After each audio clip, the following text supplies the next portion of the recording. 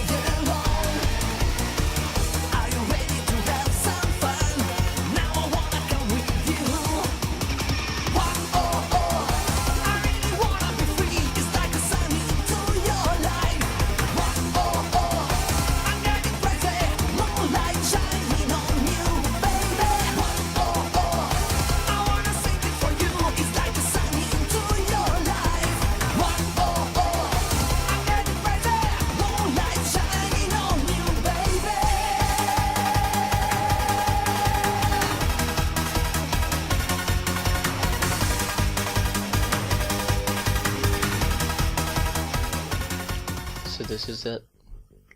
The Acura RSX Type S. Made from 2002 to 2006, this little sport hatchback has become a legend amongst the tuning community. Its price when new, only $23,500 on average, and became famous for its motor producing 200 horsepower and 142 foot-pounds of torque, sent to the front wheels of a 6-speed manual transmission, weighing only 2,800 pounds. This impressive little sports car could take a load of 60 in 6.1 seconds. However, this is not that car. This is instead the High Gear RSX UC510. Now, you may say, well, it only looks different. However, this car is entirely different from the original RSX from which it was carved. Instead of the 2-liter 4-cylinder, its block has been hewn out to sport 2.3 liters with the same 4 cylinders. It sports, instead of 200 horsepower, 510, 322 foot-pounds of twist, instead of the original 142. Even the curb weight has been so reduced as to only weigh 2,362 pounds. While the original car only cost 23 grand. To get hold of ours, you may as well be prepared to pay $80,000 to $90,000. What we have created here is a face-melting, tire-shredding, uncontrollable monster. It's the sort of thing that car nuts tell you for Halloween stories. The sort of thing that cops just don't even chase because they know you're going to kill yourself anyway. And here on High Gear, we use it as our reasonably overpowered car. Now back to the studio, where Jeremy is certain to have a professional opinion on the looks of this incredibly legendary sports car. Well, as you can see, I hate the thing. It has shitty lines, a weird front end, and no spoiler, so you have no rear grip. No, I kind of think I'm not sure who's I like the RSX. I like the RSX. Well, you I got like the this. RSX. It's a glorified Honda. It is a Honda because Acura doesn't exist anywhere except for North America. So So, technically, yes. it is a glorified Honda, but it's a glorified Honda that costs a few $1,000s more in America than it does elsewhere. Yeah, that, and this car was only made from 2002 to 2006, so you can't get it anymore, and it was the... So it's similar to a Toyota Celica? They don't make them anymore? Except I the mean, Toyota in Celica that is not as same- good. Yeah, the Toyota Celica is like... Do you not understand? Okay, there's the a certain... K-Series there's a- motor. The K-Series motor is one of the most phenomenal motors that Honda has ever come out with. Because of its intense amount of horsepower compared to what they had with the B-Series. James, no one cares. No one cares about that. You see, the entire thing about the K-Series motor is, if it goes boom, you put a new one in. If it goes boom again, you put another new one in. Because you can get as many K-Series motors as you well please. I'm pretty sure that you could also probably buy crate motors for Yeah, them. I mean, for every Honda, if you want to put a different kind of motor in there, they all click together. They're all Legos in a nice way. So Jeremy, this is why this is a good car. This is why it goes on the cool board, the cool section. No, it doesn't. You're outvoted. Okay, you're outvoted. It doesn't matter. You're outvoted. Yes. Okay. I'm gonna go to the crowd. Tell Does me, it go cool? give me a good reason why. Because you just called it glorified Legos.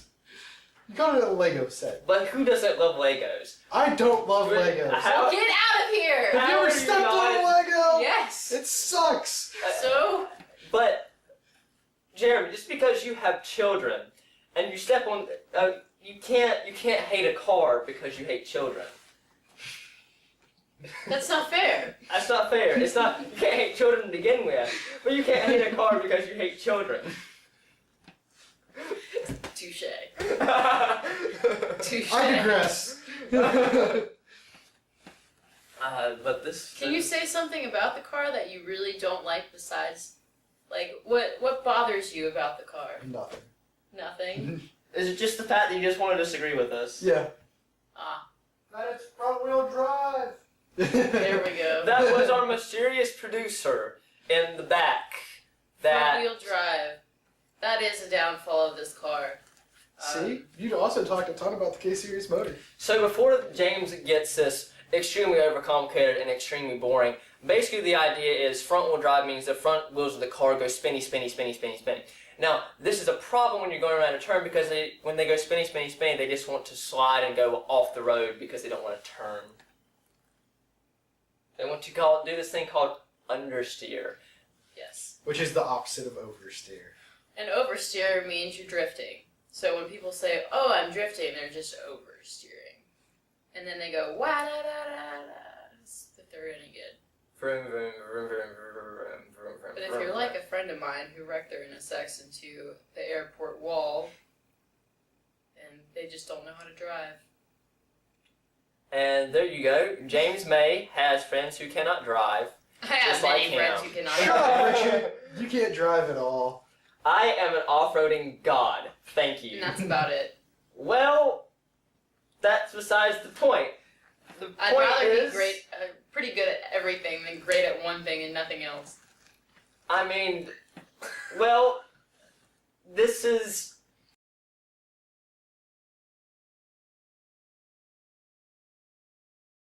So the tune for the car just it makes everything better. You know, if you get new parts put on, like if you get your header put on, you get your exhaust put on, you have an intake put on, it kind of all that stuff screws with the original way of the car because it's not used to it. It went from a stock car to now being a modified car. So the tune actually makes it so that everything works a lot better. You optimize everything out of your car. So the tune is super, super important, but that's one of the last things you want to do because it's really expensive. It's like $300 every time you get it done, depending on which place you go to. But you want to get a really good tune. You want to invest in someone who knows what they're doing. You don't want someone who's just like in the yellow pages, tunes cars. You know, you don't want that at So in all. other words, you don't want to invest in Jeremy. Yes, precisely. And another thing that is a really, just your basic bolt-ons are going to be your intake, header, and exhaust. Your intake just brings in more cold air into the engine so it'll run better. Your header will make the air that's brought in come out a lot easier, and your bigger exhaust will do the same thing. So you have more airflow, and more airflow means cooler oil, cooler everything in the engine, and therefore you get more horsepower out of everything. Okay, so as far as handling goes, first thing you always upgrade on your car, at least in my opinion, is your tires. And then not only you want to go with a more sticky compound, you want to go with a wider tire because it gives you a bigger contact patch and therefore more grip. Then of course you want to go over to your suspension. Now some people like to do lowering kits and such things, but in this case we're going to go to a full race springs and dampener system, which lowers the car by a couple inches and basically stiffens the front and rear springs up and creates a fully adjustable system. Next up, you have to be able to stop a car if you want to go fast. So we upgrade the brakes, and then we upgrade the roll bars so that way when we go around a turn, we don't flip. Then, of course, we want to do such things as lighten the car up. We want to take out unnecessary weight. So that means installing racing seats, taking out your spare tire, cutting off unnecessary pieces of metal, installing carbon fiber panels on your car and such things to lighten it up. Of course, after this, we can move on to our sort of driveline section. Now, this involves our clutch, transmission. It involves our differential in the rear, or front in this case, and involves our drive shaft. Now, drive shaft, you know, drives the car, but this is actually a very, very heavy component of the car. So we replace this with a carbon fiber drive shaft to lighten up the car and therefore increase power transmission from the engine to the wheels. Next thing we do is we actually upgrade to a race-oriented clutch. That way our shift time goes down and our weight goes down by a few pounds as well. The next thing is we go to a race-style sequential transmission to increase shift times. Now, my friend James May would like to argue with me that sequential transmissions are absolute shit and actually have no real performance value, even though they do. This is true. And so then finally we will upgrade our differential, which differential basically alters wheel or allows for certain amounts of wheel slip on either wheel. That way to increase grip in corners. Oh. Oh, my poor boy.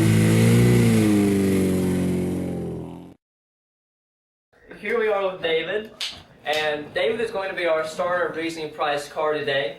And David, do you like cars? Alright. Alright.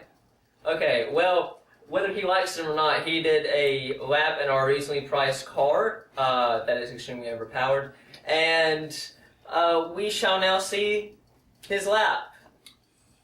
And he's off, and lots of wheel spin. This car does have around 600 horsepower, so he's coming into the first turn, and It's not reasonable at all, is it? no, it's not. It's really not.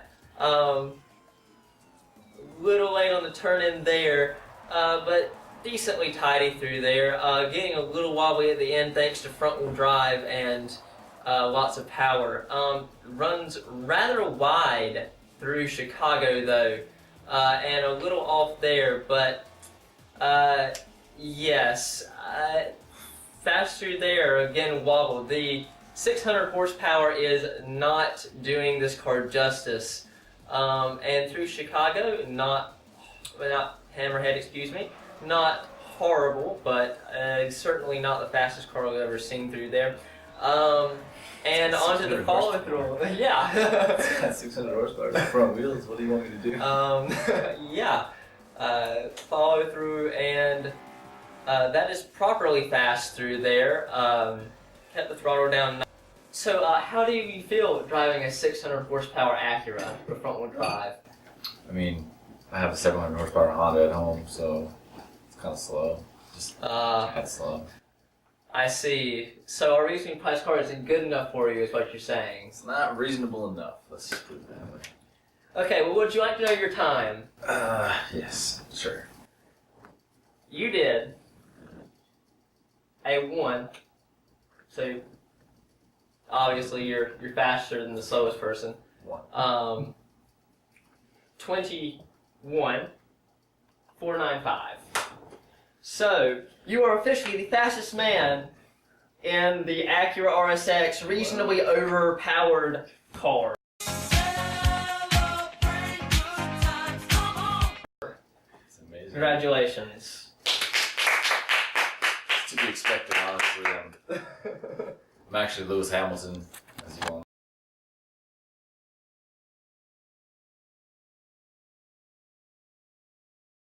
It's a stupid car.